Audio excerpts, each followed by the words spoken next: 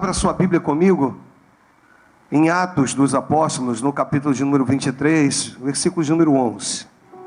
O Senhor, pondo-se ao lado dele, disse: coragem, porque deste testemunho a meu respeito em Jerusalém, assim importa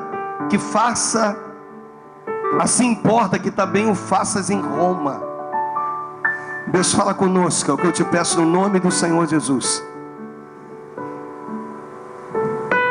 Num momento muito difícil do apóstolo Paulo, ele não tinha noção, mas ele estava na metade ainda do seu ministério. Você vai observar que existia uma Macedônia ainda a ser transpassada. E é interessante isso, porque a gente observa que os conflitos gerados em Jerusalém foram tão grandes. Os saduceus, nós vamos ver que esses conflitos, nos versículos anteriores, geram no apóstolo Paulo, até porque o objetivo era uma condenação, gera no apóstolo Paulo uma tristeza tão grande. O coração do apóstolo Paulo fica apertado de uma maneira tão grande. Mas Deus tinha algo maior a ele. E o Senhor então, esse texto deixa muito claro a diferença do apóstolo Paulo para Matias. Você sabe que Matias foi aquele que assumiu o lugar de Judas Iscariotes. Fica nisso para mim. Não troca não, por favor. Foi aquele que ficou no lugar de Judas Iscariotes. E o apóstolo Matias, o 12º, ele foi apóstolo por eleição. Você me ajuda? Ele foi apóstolo por? O apóstolo Paulo foi apóstolo por aclamação. Foi apóstolo por chamamento. E ele defende o seu apostolado. Eu ministrei aqui e eu disse que existem momentos em que Deus dá ordem aos seus anjos. Diga amém se você crê nisso. Mas há em outras oportunidades, inclusive na Bíblia, que Deus demonstra que Ele envia o seu próprio Filho. Esse texto é uma narrativa que na noite seguinte, repita comigo, na noite seguinte, toque em quem está ao teu lado, diga a ele ou a ela, diga assim: eu não sei como foi a sua noite passada, eu não sei como foi o seu dia, mas o dia findou e o texto diz que na noite seguinte, o próprio Senhor Jesus, o texto diz, ele se põe ao lado dele. Ele se põe ao lado dele e vira para ele e diz o seguinte: coragem, homem. Deus hoje está virando para algumas pessoas aqui que tem medo de desafios e está dizendo: coragem, você vai chegar lá. Deus está dizendo e te mostrando que Ele tem uma Roma para a tua vida, que pregar em Jerusalém fez parte de um pedaço da trajetória da sua vida, vai servir de aprendizado para que você saiba lidar com as dificuldades e com as oposições no passado. Eu separei aqui 3 frases. A primeira é essa que ele vai colocar para a gente, e eu quero, através dessa frase, ministrar na sua vida que a visão verdadeira não é aquela que um homem possui, mas sim aquela que possui um homem. Nós estamos debaixo de uma visão que nos possuiu, irmãos. Essa visão é mais forte do que eu, mais forte do que você. Eu amo esse ministério, sabe por quê? Porque quando nós apresentamos aqui a possibilidade de sair daqui, incontestavelmente, na grande maioria e totalidade da igreja, vocês compraram a visão que Deus me deu. Vocês vieram junto comigo e vocês acreditaram. Pessoas começaram a abençoar. Já havia sido profetizado: pastor, não se preocupa, porque os recursos chegarão. E de repente os recursos começaram a chegar. Pessoas ofertando seus carros, Pessoas que quando não tinham o que ofertar, ofertavam as suas alianças. Pessoas dizendo para Deus: Senhor, eu creio nesse ministério através da vida desse pastor. Haja o que houver. Então, nós estamos debaixo de uma visão que nos possuiu, irmãos. E isso é importante para nós. É estar debaixo dessa visão, é respeitar e entender essa visão, é compreender aquilo que Deus tem. E Deus trabalhou com o apóstolo Paulo com algumas visões.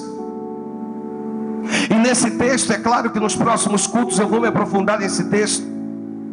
Mas nesse texto em que nós lemos, diz que na noite seguinte, isso eu amo. Eu gosto quando o salmista diz que pode a tristeza durar toda uma noite, mas a alegria virá pela manhã.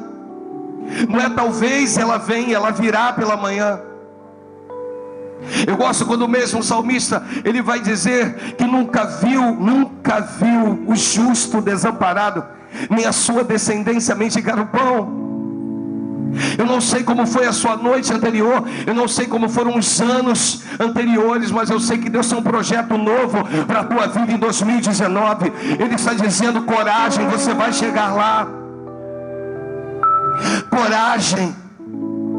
Ele virou para alguns homens e disse: coragem. Ele virou para Gideão e disse: coragem.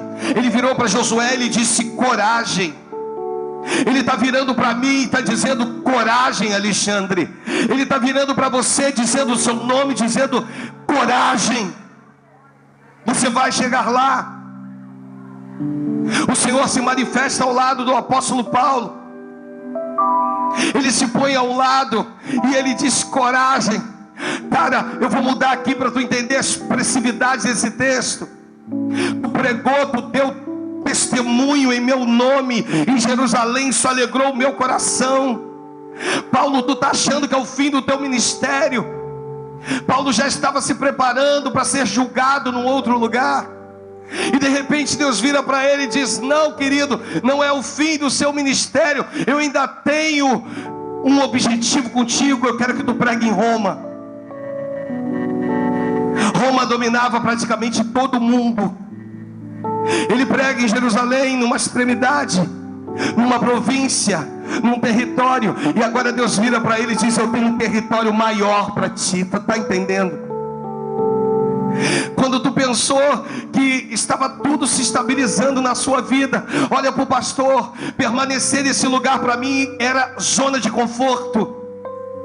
Na atual conjuntura, permanecer aqui, cresce a igreja um pouquinho mais, põe algumas cadeiras a mais, era zona de conforto. Mas um dia o Senhor disse: eu vou te tirar dessa zona de conforto.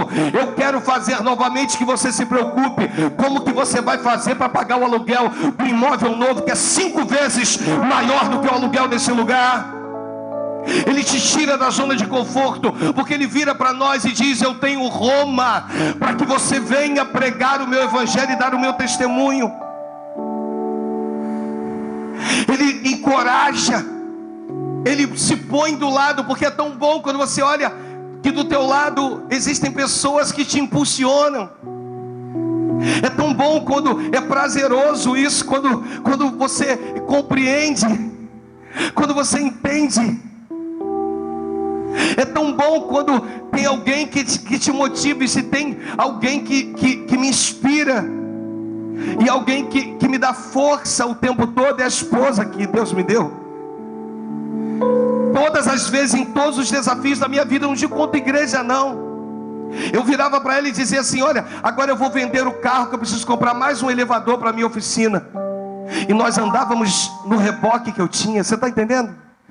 Uma das minhas filhas nasceram e eu fui buscar ela lá na maternidade de reboque. Você entende? Ela entrando no caminhão com a criança. Ela acreditou, irmãos. Eu amo, porque a gente não precisa obrigar os nossos filhos a estar na casa do Pai. Eles estão envolvidos com o reino, e isso é gratificante demais para nós. Porque eu bem sei, e tu também bem sabes, que primeiro Deus depois a tua família e depois a igreja. Isso é lindo, irmãos, mas na prática, para um pastor presidente, não é dessa maneira. Se nós não contarmos com Deus e cuidar dos nossos filhos, coitados de nós, porque nós não fazemos nada de qualquer maneira. Ou é o meu melhor, ou então eu prefiro não fazer. E ainda com tudo isso bate um medo. O apóstolo Paulo estava com medo. Me ajuda, o apóstolo Paulo estava com medo. Deus entende o teu período de medo. Deus entende o teu período de se sentir menos incapacitado. Deus compreende tudo isso. Deus compreendeu o momento, nesse período de obra. Quantas vezes eu parei com Deus, eu disse: Senhor, me dá um sinal. Me dá um sinal que o Senhor está nisso, Deus. Me dá um sinal, porque se o Senhor não tiver, por favor, eu volto, eu refaço ali o departamento infantil junto com a igreja. A gente permanece nesse lugar. A gente fica aqui e fica feliz, mas não me deixe avançar se o Senhor não tiver. E o Senhor então ministrou essa palavra numa noite na minha vida. Ele disse: Alexandre, compreenda, eu tenho Roma ainda. Tudo isso que você viveu na unção Ágape durante 10 anos foi só um aprendizado, foi só um discipulado, para que agora você possa experimentar qual seja a boa, perfeita e agradável vontade do Pai. O Senhor está virando hoje para você e está dizendo: coragem, você vai chegar lá. Por que, pastor, que o Senhor individualizou isso? Porque eu tenho o meu papel e você tem o seu. Coragem, você vai chegar lá. A segunda frase que eu separei para abençoar a sua vida, ele vai colocar para a gente, é essa: Paulo tem uma revelação que gera uma motivação, que produz uma ação, que não ignora a oposição e não se detém com a conspiração. Você sabe por que o próprio Senhor Jesus se manifestou? Porque logo em seguida vinha uma conspiração. Viria uma conspiração. Então o próprio Cristo se manifesta para mostrar para ele: sabe, Paulo, se eu te mostrar que eu sou contigo, podem vir conspirações de onde quer que seja, no meio da tua família, no meio dos teus amigos, no meio da tua parentela, no meio dos, sabe, mas você vai permanecer de pé, porque agora você está debaixo de uma palavra. Paulo estava achando que o ministério dele ia se encerrar ali, e Deus está dizendo que nada, amigo, eu tenho Roma para a tua vida. Deus está dizendo para você que Ele gera nele expectativas a teu respeito nessa terra. Existem pessoas aqui que estão fora das suas posições, que estão fora do seu chamado. Existem pessoas aqui que vieram hoje dizendo o seguinte: olha, eu preciso romper um ano na presença do Pai. Mas o Pai hoje que se manifesta aqui, Ele está contando contigo para essa grande obra. Não importa o que tu fez ontem, o que importa é o que Ele pensa de você e tem a teu respeito lá na frente. Existem coisas que Deus já vê em ti. Você lembra quando Pedro nega Jesus? E a Bíblia diz que um desses momentos Jesus fita os olhos em Pedro. Pedro olha para aquilo e se sente fragilizado por ter negado Cristo. Mas o olhar de Cristo era diferente, irmãos. O olhar de Cristo era um olhar dizendo o seguinte: a Pedro, se tu soubesse que lá em Atos 5 eles vão acreditar que a sua sombra, não coloca não, que a sua sombra aspergida tem possibilidade de cura. Se tu soubesse o que eu vou fazer na tua vida, se tu tivesse noção do que eu vou fazer na tua vida lá na frente. Existem pessoas aqui que talvez esteja fora da sua posição, mas Deus te vê na posição, porque Ele é aquele que não escreve como eu escrevo, da esquerda para a direita. Ele é aquele que escreve da direita para a esquerda. Quando Ele termina, Ele já sabe o fim. Ele é o Senhor da tua vida. Ele está dizendo para ti: eu tenho Roma para você. Ele está dizendo para a igreja: coragem. Ele está dizendo para a igreja: não desista. Ele está dizendo: tem um 2019 inteiro aí para tu acertar. Tem um 2019 inteiro aí para que você esteja na minha vontade, fazendo a minha vontade. E a igreja precisa entender isso, irmãos. E a terceira e última frase, que é uma palavra profética, é uma frase profética para a tua vida. Deus está te entregando uma revelação que vai gerar uma motivação, que produzirá uma ação, que vai te empoderar para vencer a oposição e te fazer superar toda conspiração. Você vai chegar lá. Existem alguns propósitos que Deus está dizendo que se cumprirão na tua vida. Existem, deixa eu falar aqui com os escorregadios. Nesses 10 anos, como eu lidei com pessoas escorregadias, pessoas difíceis, rapaz, de você laçar, homens difíceis, você botar uma gravata no pescoço do camarada. Mas agora, talvez naquele tempo quem havia te chamado, Heitor, foi o pastor, mas agora é o próprio Senhor dizendo: é tempo, compreendas isso. Porque na tua vida, toca na pessoa do teu lado, diga assim: Deus tem pressa contigo nessa terra. Para de brincar de evangelho. Compreenda que Ele é o Senhor da tua vida. Já não tem mais tempo. Esse ministério está precisando de você. Esse pastor está cansado. Ele está precisando de você. Nós temos uma Roma ao qual nós vamos ainda com conspirações, ainda com inimigos. Nós vamos nos firmar em Cristo. Você está entendendo? Repita comigo: eu estou debaixo de uma palavra. Hoje é como se o próprio Cristo se manifestasse e dissesse para ti: coragem, você vai chegar lá. Coragem, prossiga. Coragem, tem um pastor contando contigo. Coragem, tem um ministério contando contigo. Coragem, no endereço novo tem um povo contando contigo. Coragem, permaneça. Vamos firmes.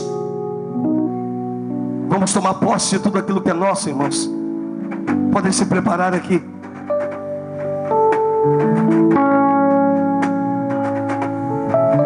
Coragem.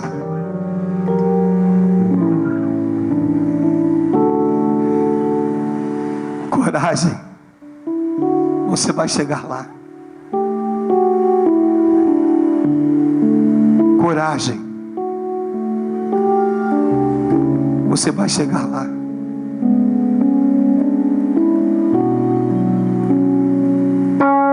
Eu consigo olhar para alguns rostos aqui. E é como se o Espírito Santo dissesse assim: veja o que eu vou fazer com ele nessa terra. Veja como eu vou usá-lo, como eu vou usá-la nessa terra.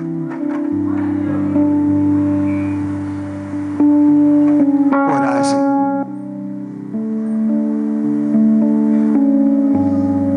Houve um tempo que você contou o seu testemunho em Jerusalém. Eu amo quando Cristo orienta os seus discípulos a dizer que eles não se ausentassem de Jerusalém até que do alto eles fossem revestidos do poder. E eu vim dizer para você, eu vim profetizar na sua vida que você está cheio do Espírito.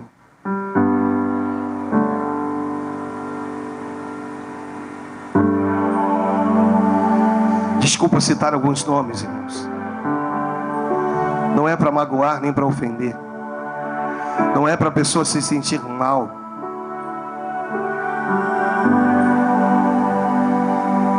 Mas cadê? Cadê, Mateus? Cadê aquilo que te entregaram no monte algumas vezes? Que tu seria pastor, amado. Cadê você? Pergunta para essa pessoa do seu lado. Pergunta assim: cadê você? Diga para ela: será que essa noite findando o ano de 2018, Deus pode contar contigo a partir de hoje. A partir de hoje.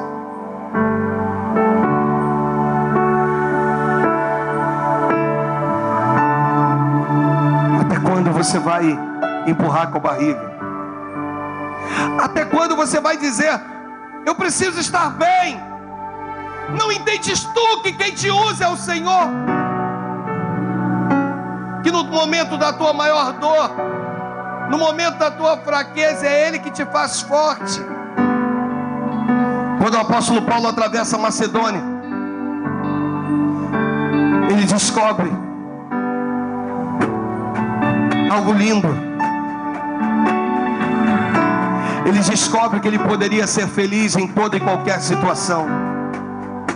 Ele vira e diz: tudo posso naquele que me fortalece. Hoje eu aprendi a conviver com as perdas, tendo noção de que a qualquer momento Deus vai fazer algo maravilhoso. Eu não sei se aí no seu lugar você pode curvar a sua cabeça e dizer: Deus, se o Senhor precisar de mim, usa-me conforme a tua vontade.